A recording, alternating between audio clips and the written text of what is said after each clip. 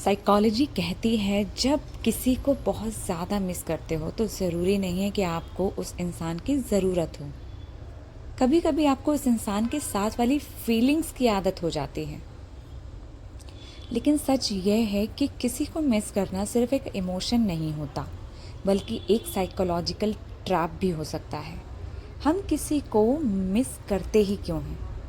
कभी नोटिस किया है, जब कोई इंसान हमारी लाइफ से चला जाता है तो अचानक उसकी हर छोटी छोटी बात याद आने लगती हैं, जैसे उसकी हंसी, उसकी आवाज़ या उसके मैसेजेस। और फिर हम सोचते हैं, मैं उसके बिना खुश क्यों नहीं रह पा रहा या रह पा रही। साइकोलॉजी के अकॉर्डिंग इसका रीज़न इमोशनल अटैचमेंट होता है। जब कोई इंसान हमारी डेली लाइफ का पार्ट बन जाता है तो हमारा ब्रेन उसकी प्रेजेंस को नॉर्मल रूटीन मान लेता है, और जब हम उस रूटीन को टूटते हुए देखते हैं तो ब्रेन को लगता है कि कुछ कमी है। ये सारा का सारा ब्रेन का गेम होता है। जब आप किसी को याद करते हो तो आपका ब्रेन सिर्फ अच्छी मेमोरीज़ को हाईलाइट करता है। बुरी मेमोरीज़ जैसे आर्गुमेंट, फाइट सब धीरे धीरे ब्लर हो जाती हैं।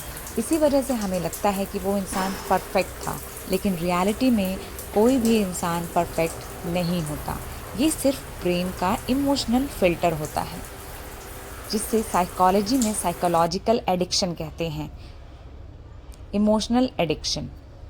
कभी कभी हम इंसान को नहीं बल्कि उस अटेंशन और फीलिंग को मिस करते हैं जो वो हमें देता था, जैसे good morning messages, late night talks, care और अटेंशंस। और जब ये सब सडनली ख़त्म हो जाता है तो ब्रेन उस फीलिंग्स को वापस चाहने लगता है, बिल्कुल वैसे ही जैसे किसी एडिक्शन की क्रेविंग होती है।